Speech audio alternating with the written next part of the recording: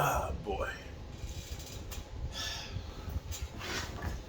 Hello, good people. Mark Holmes here, and as always, I want to say thank you all for watching, commenting, subscribing, and being part of the Joe Boo Sports Report. Without you guys, as well as you ladies, you know that this literally does not work. I guess it's kind of crazy to have a fire in the fireplace. Let me clarify something here. This is not a regular fire. This is actually this biofuel that actually you can have one of these sitting on your kitchen table if you want to, because it's like sterno. It doesn't put off any fumes or anything. It's kind of like it's a flame. It's warm, but it's not like fuming. Okay, so be cool, everybody.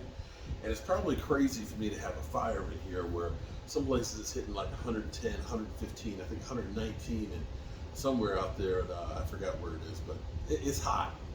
It's so hot that basically people are just passing the hell out. So be careful out there. Drink plenty of water. You can see I've been sweating like a pig myself here, which is why I'm kind of crazy having a fire, but it's a fireside chat, okay?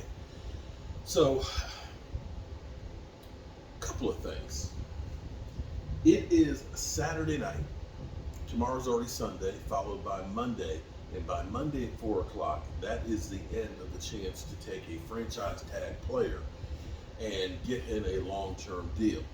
Thus, the player has two options: play on the franchise tag or don't play at all, but they don't get counted for that year. Saquan Barkley. Now, you know, some people, excuse me, some people, and listening to my buddy, Game Time Brian, he believes that they're going to offer him like $15 million for this year for a one-year deal and try and work on a long-term deal and get this thing done at the 11:59 hour. Don't be like the Cowboys where you run out of time like they did with Dak Prescott's franchise tag. I don't know if they're going to do that or not, but I don't believe that they will. I believe that they're playing hardball. And to see Joe Mixon go ahead and go from $9 million a year to $6 million, to see Miles Sanders go from working with, of course, the Eagles for chump change, going to Jacksonville for a 4-year deal worth only $26 million. The running back market has reset, and Barkley, I know he believes he's worth more. I don't think he's going to get that money. Second thing I want to talk about, I don't have all of the information and all the facts here, but I'm going by what I've experienced and things and how training camp has evolved. As the old saying goes, when you got money, you got all kinds of friends. When you don't, they don't come around. And I feel like what we're seeing with training camp in Oxnard is it is becoming about the money. How it's changed from that side where the townhouses are, where it used to be bleachers there, shaded trees, and everything else. You're not sitting out in the sun and the heat, to the townhouses being built there and people buying those townhouses so they could see training camp and all, and being put on the other side out in the sun and not knowing which field they're going to practice on, where you can get stuck on the other side. Now seeing where the Cowboys are building hospitality staging, which is covered. It's not in the sun. It's elevated so you can look down on the field, kind of like you see the Cowboys up in that big star thing. I'm sure this is a VIP or this is a paid experience that is for those who are willing to pay for it or are able to pay for it. And this is a sad thing, because I think about when you go to AT&T, you've got the dugout spaces, seats that are down there that are also tied to the front row seats and things that are so expensive that the rabid fans, the people who really put the fear of God in, can't afford to be down there. The fans that are really the rowdy ones, the ones that scare the other team, they're on the party decks or up in the nosebleed seats, because even those seats will cost you a couple $100.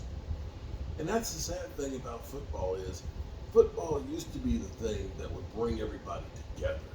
It didn't matter, black or white or rich or poor or whatever, you saw a Cowboy fan, you said, what's up? You know, we could all go to a game together and just have a ball and stuff and really be in there. And this is where I think the Cowboys have lost those rabid fans and that home field advantage. Make no mistake about it. Joneses make tons and tons of money. Believe me, they're not hurting. You know, Jerry's got 2 helicopters. He might even have more than that now. That 330-foot long yacht, okay? Ain't no wonder in Dallas to bring that yacht. You got this incredible stadium that's worth billions.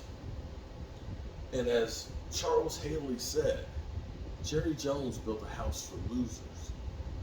There's so much to do there at AT&T Stadium. The game is kind of an afterthought. You could be up there in the club level, you know, concourses and things, and watching it all on the TV. You can be in the nosebleed seats and seeing it up there on the jumbo screen. The only place that you can't watch the game, and understand this, we always make fun of the Eagles. There's some holding cells in the basement of AT&T too. There's televisions in the holding cell. So if you act up, Eagle fans, and get arrested or get locked in there, you don't miss the game. The only place that you don't see the game is in the elevators. That's it. There's over, I think, 4,000 televisions inside of AT&T. And this is where it should be about the fans. Us fans are the ones that made football what it is. By the jerseys, by the hats, the socks, the shoes, the shoots, the skirts, and everything else. The football, I mean, all of the stuff.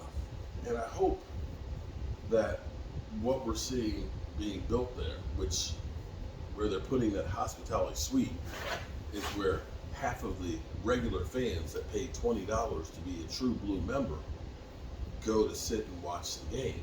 And hopefully they're close enough that they can actually say hello to a player. I hope that that doesn't turn into just a VIP paid, highly paid experience. That means that fans that love the Cowboys and don't have those means are stuck in the bleachers in the sun, a long, long way from the players. We got a week and a half. That's it. A week and a half and training camp starts. A week from Wednesday.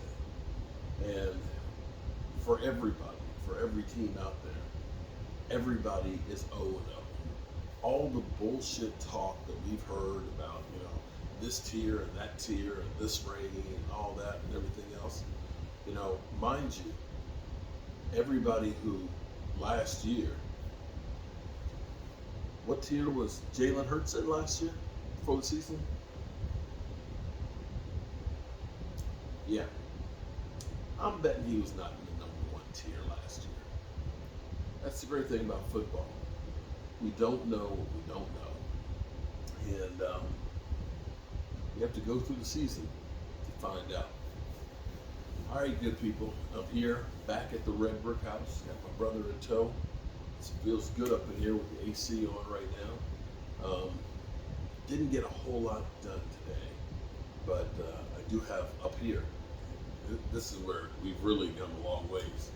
We have a working toilet and a working sink up here as well as downstairs. So if you need to go to the bathroom, we ain't got to run downstairs to do it. We can do it right up here. And I hope you guys follow along on my other channel, Joe Boo's Day Job, if you're interested in construction and want to see what we've been doing here. I have videos on every step of the way from the first time we came in here to where we are now. And it has been amazing to see the transformation and to see this place come back alive. And that's all I have to say about that. I'm gonna go take me a nice cool shower, get some of this sweat off of me, and I'll be back at it, God willing, tomorrow. Just remember one thing, good people. Tomorrow's not promised. Make sure you tell the people you love them, because you might not get the chance again. And I love you guys. And